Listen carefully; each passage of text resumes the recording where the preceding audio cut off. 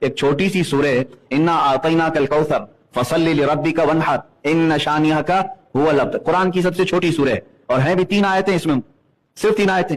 آپ کو ایسا لگتا ہوگا کہ ایک چھوٹی سی سورہ ہے، چند حروف ہیں، چند آیتیں ہیں، لیکن جو عربی داں ہے، جو عربی کے نشیب و فراز کو جانتا ہے، وہ اس کی حکمتیں جانے گا کہ اس کو کیسے پیرویا گیا ہے، 3 آیتوں میں کیا کیا معنی بیان کر دیے گئے، یہ عرب ہی جان سکتے ہیں۔ اسی لیے اس سورے نے ایسا چیلنج کر دیا تھا عرب میں، پہلے عرب میں دستور تھا جو بڑا شاعر، جو سب سے بڑا شاعر ہوتا اور اس کا شعر سب سے ہائی لیول کا ہوتا، اس کے مقابل میں کسی کا شعر نہیں ہوتا، تو اس کو چیلنج کرنے کے لیے وہ خانہ کعبہ کے دروازے کے پاس لا کر لٹکا دیتا، وہ شاعر لٹکا تھا۔ اگر اس کا کوئی جواب لکھ دیتا تو پہلے والے وہ شعر اتار لیے جاتے، دوسرا والا لگا دیا جاتا، وہ چیلنج رہتا۔ پھر دوسرا، اگر اس کا بھی مقابلہ کرنے والا کوئی تیسرا شاعر آ جاتا اور اس کے شعر اچھے ہو جاتے، اس کے لیے پوری پینل بیٹھتی شاعروں کی، بڑے بڑے فصیحوں کی، وہ لوگ فیصلہ کرتے، ایک آدمی فیصلہ نہیں کرتا، پورا عرب مل کے فیصلہ کرتا کہ کس کا شعر سب سے عمدہ ہے، پھر وہ اتار دیا جاتا۔ یہ چلتا رہتا تھا، خانہ کعبہ کے پاس لٹکائے جاتے تھے۔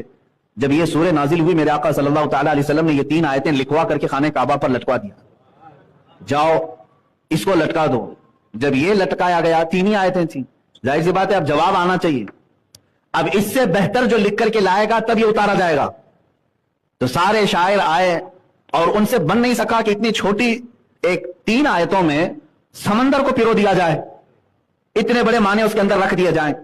اسی لیے میں کہہ رہا ہوں میرے عزیزو، آپ تو غور و فکر کرتے نہیں قرآن میں، تو سمجھ میں کہاں سے آئے گا کہ عربی کی بلاغت کیا ہوتی ہے، فصاحت کیا ہوتی ہے، عربی کے اندر باریکیاں کیا ہوتی ہیں، یہ عربی پڑھنے والا سمجھ جائے گا۔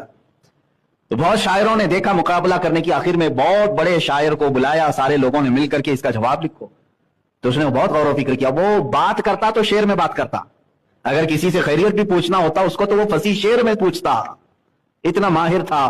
جب وہ آیا خانہ کعبہ پر، یہ 3 آیتیں لٹکی ہوئی دیکھا تو اس نے اپنی جانب سے ایک اور ایڈیشن اس میں لگا دیا، انا اعطیناک الکوثر فصلی لربک وانحر ان شانئک هو الابتر۔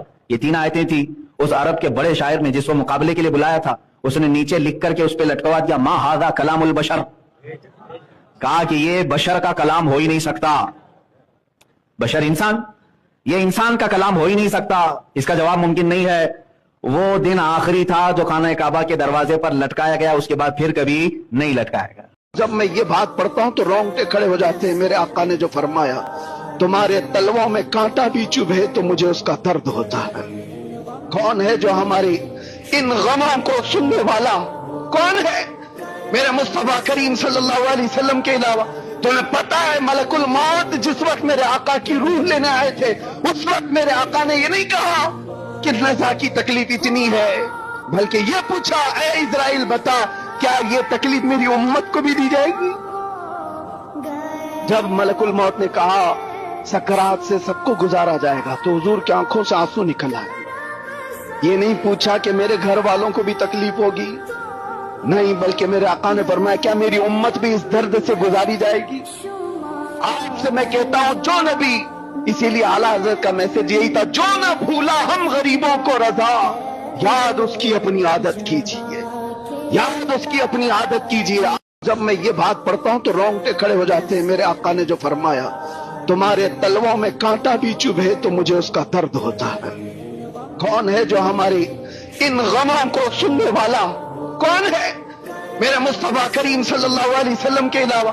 تمہیں پتا ہے ملک الموت جس وقت میرے آقا کی روح لینے آئے تھے، اس وقت میرے آقا نے یہ نہیں کہا کہ رضا کی تکلیف اتنی ہے، بلکہ یہ پوچھا، اے اسرائیل بتا کیا یہ تکلیف میری امت کو بھی دی جائے گی؟ جب ملک الموت نے کہا سکرات سے سب کو گزارا جائے گا، تو حضور کی آنکھوں سے آنسو نکل آئے۔ یہ نہیں پوچھا کہ میرے گھر والوں کو بھی تکلیف ہوگی، نہیں، بلکہ میرے آقا نے فرمایا کیا میری امت بھی اس درد سے گزاری جائے گی؟ آپ سے میں کہتا ہوں جو نبی، اسی لیے اعلیٰ حضرت کا میسج یہی تھا، جو نہ بھولا ہم غریبوں کو رضا، یاد اس کی اپنی عادت کیجیے، یاد اس کی اپنی عادت کیجیے۔